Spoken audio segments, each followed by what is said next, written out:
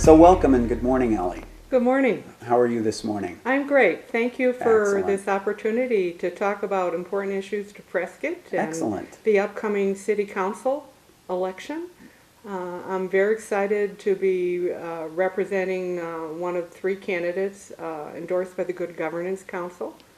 And it's actually been a wonderful experience. I get to meet a lot of great new people that I never would have met otherwise. And I'm actually enjoying the journey. Oh, fantastic. Fantastic. So tell me a little bit about Prescott. What is it about Prescott that makes it home to you? What's Wow. special? Well, I grew up in New England, a little town called East Granby, where my dad ran a kind of a tire business like Ponderosa Tire. He was also the town constable, the dog warden, and the fire warden, kind of a Mayberry. But I grew up loving Westerns. I remember I started with a Lone Ranger, and Tonto was probably the first Western. And I loved the granite outcroppings where the bad guys were always held up. It was just stunning to me, the beauty of the West. So when I got out of college, I moved west and bought a Pinto, a horse, and learned to barrel race. And when I saw Prescott for the first time in 1970, it represented everything I loved about the West: the history, the culture, the Indians, the ponderosa pine, the granite outcroppings. I'm a hiker. I'm a camper. The Western mountains, they just move my spirit. It's home. Excellent. Well, and no home is without its challenges. What would you say as Prescott, what are our biggest challenges that we face right now, and how would you deal with those? Well, the biggest challenge that I hear from everyone I talk to is sustainable growth. We're all concerned about having water for the future generations to make sure we can continue to grow. And that's the biggest concern, because we know we have limited resources. We know the climate is changing. We know that we're not reaching a safe yield now in our aquifer, that we're depleting more out than we're putting back in. So the biggest concern is this is such a wonderful area, everybody wants to move here. And everybody I talk to, they want to close the door after they've gotten here and not, let's keep everybody else out. Well, that's not going to happen. We're going to continue to grow. So we have to be able to provide water for the next generation and for years to come to preserve the natural integrity of the area and for future generations. It's the public trust that we need to do that, preserve our rivers, lakes, streams. And I'm especially concerned about the Verde because it is the last free-flowing river in Arizona, other than the Colorado, which comes down to a trickle by the time it hits Mexico. So the Verde is very important to the region. It's important to recreation, to agriculture. It's the longest riparian habitat area that we have in Arizona, I think 80 miles. Mm-hmm. We have some new industry taking shape in the Verde Valley, viniculture, the vineyards. It's important because so much of the watershed that we depend on for the aquifers also flows into the Verde. So water is a critical issue here. That's the only thing that will contain our growth in the future, is the availability to provide water for the next generations. Mm-hmm. Well, the flip side of that, what would you say are our biggest opportunities going into the future? We have lots of opportunities. Today people are mobile. People aren't dependent anymore on bricks and mortar place to work. One of my neighbors, actually he flies helicopters over on the river, but he lives here in Prescott because he's a mountain biker. There are people who work in the media who aren't tied down to any particular location, and they're moving to Prescott because we are surrounded by natural beauty. And it's just a fabulous hometown feel, the historic nature, the arts, the culture. The people here are happy. The weather, the wonderful climate. I remember even during the recession, when many of us were feeling quite poor, well, not poor, but our assets were dwindling, our home values, our stock portfolios.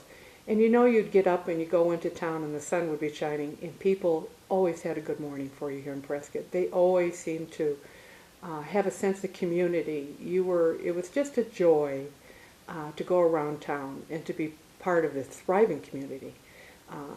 It is the arts here, the entertainment. We are so blessed with the talent in our community. There are just so many gifts that we have. You can't count them all.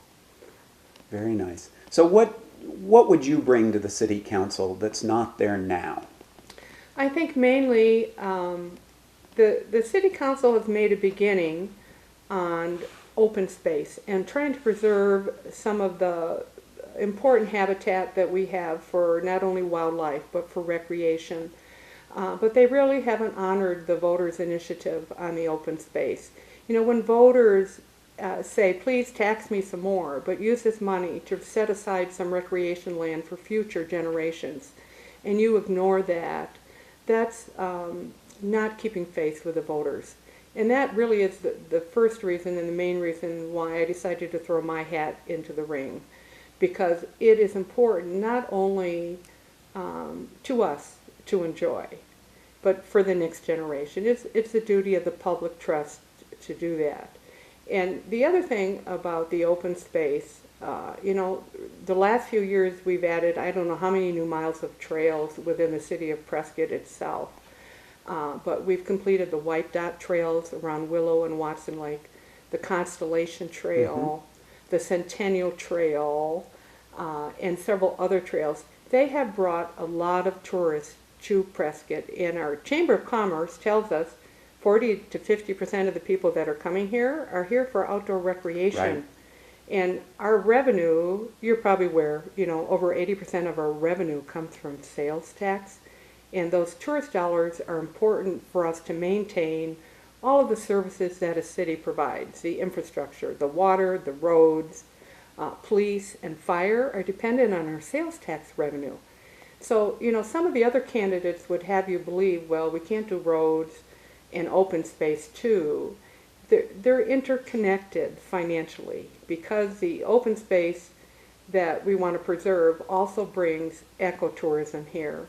It extends the tourist season. It brings us the revenues that we need, and it also preserves the land for future generations.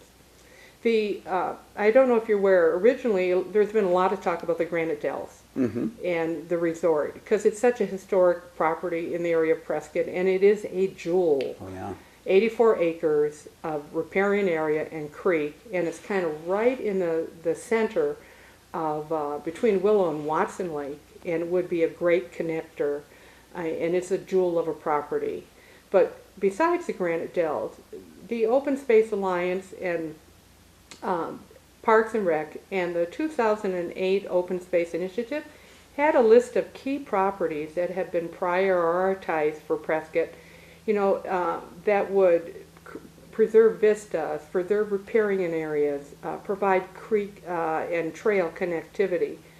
These critical properties were prioritized, and that's what we really need to look at. Which of these properties would give Prescott the biggest bang for its buck?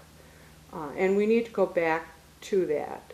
Although people talk about the Granite Dells as being the Red Rocks, that Sedona has a Red Rocks Park, this could be our Red Rocks, it could be the gateway to Prescott. It is a very attractive piece of property, but it does require money, and but the voters have said, please, we'd like you to preserve some of this land for posterity.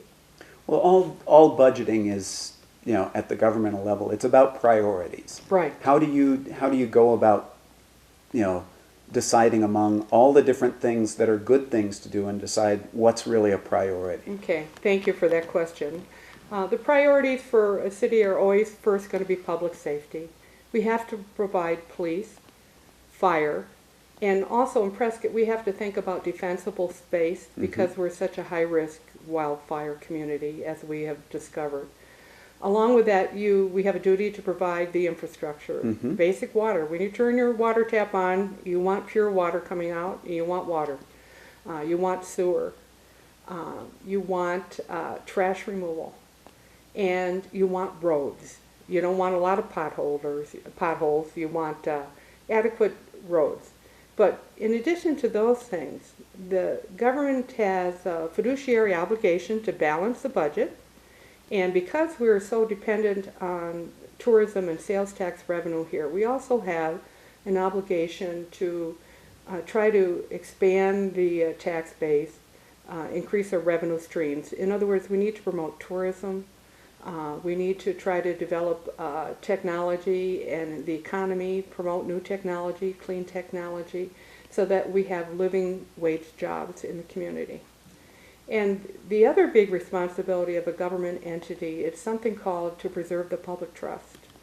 And this is an ancient doctrine that goes back that says the government has a duty to protect the lakes, the creeks, the rivers, recreation area, wildlife habitat, and aesthetic points of interest for the public's heritage.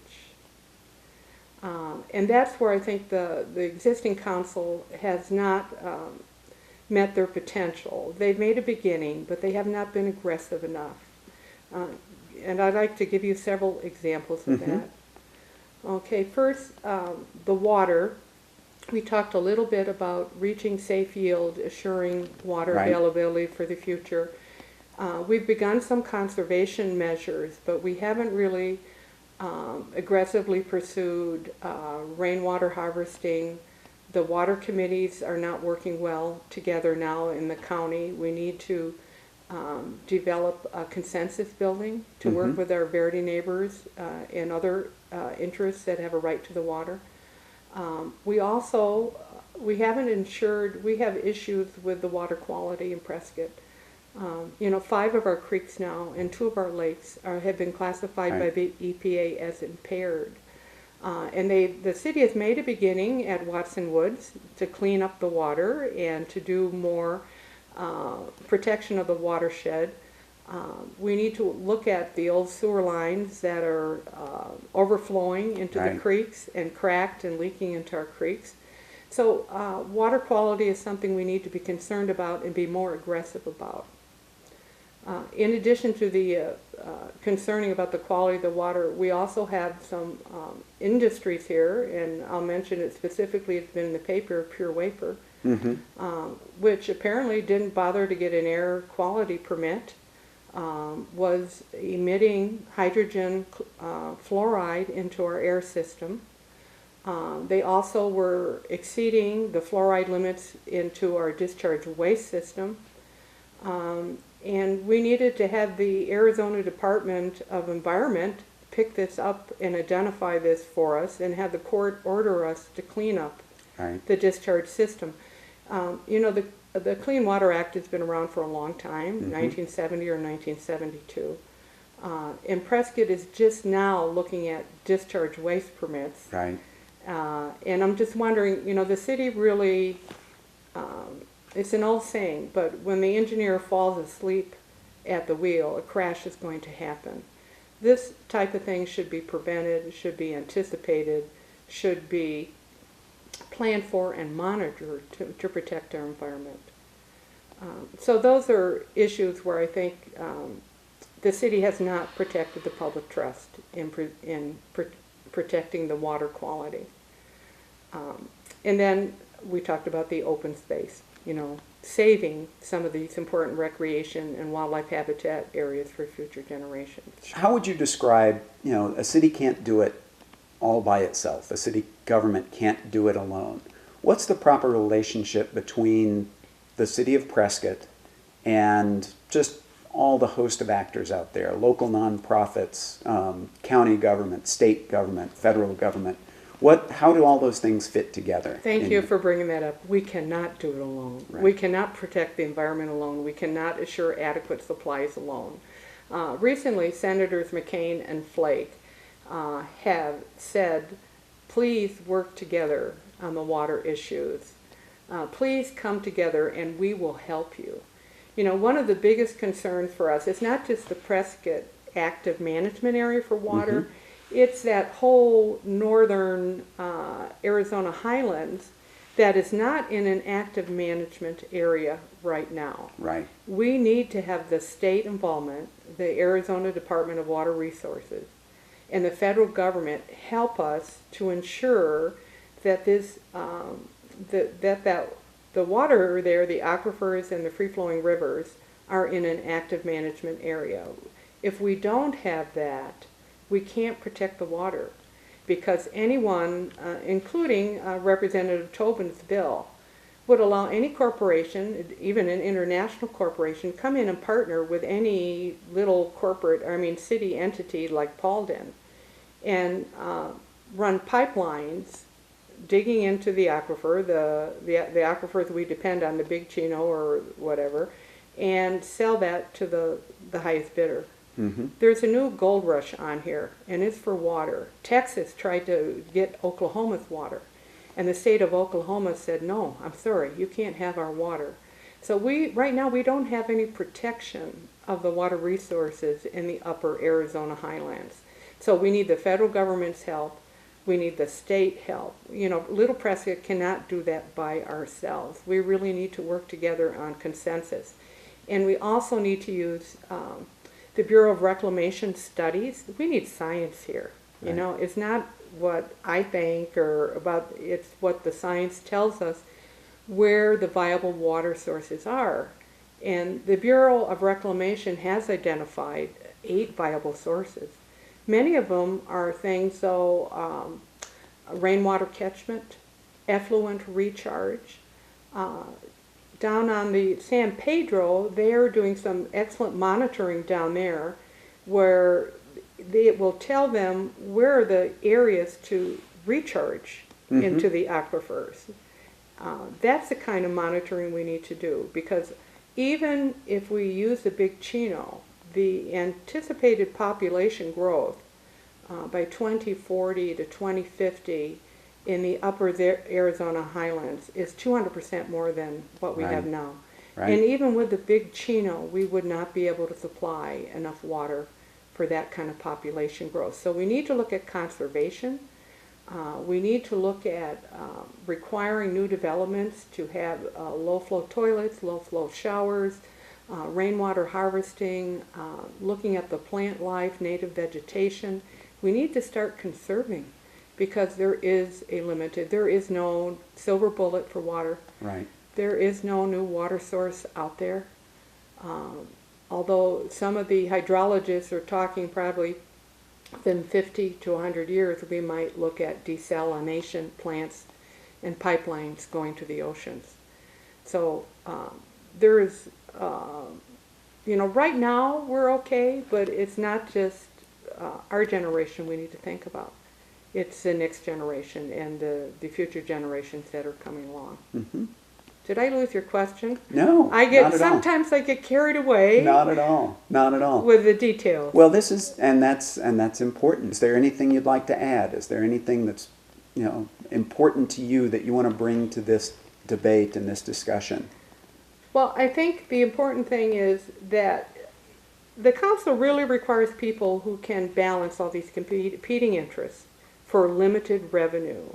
It's a delicate equation because of Prescott's limited ability to grow physically, because we're surrounded by national forests. Right. We are losing some of our sales tax revenue to Prescott Valley and to the outlying areas. So to remain viable, we really have to look at new technology and smart technology and partnering with the colleges. Now recently, the city finally is going in with a greater Prescott regional development and matching $10,000 that Embry-Riddle put into that fund to help attract regional development. Recently, one of the top businessman awards went to a man from Prescott who started an aviation school for helicopters here. Oh yeah, yeah. And those are the fields we need to look at. We have Embry-Riddle is the premier aeronautical institution. We need to look at the air industry. We need to look at biomedical, biotechnology industries. I mentioned the viniculture program in Yavapai College. They have 100 students. They just planted 10,000 Vines over in the Verde Valley campus. We need to think of new growth opportunities outside of development, because development doesn't provide a lot of new revenue to the city. It's a one-time, impact fee, and then the expense sometimes outweighs what they contribute. Sure. But we need corporate growth, and to do that we also need an educated workforce. And you're probably aware that Yavapai College lost a third of its funding from the state. Right. The Joint Technical Education District lost a lot of funding from the state.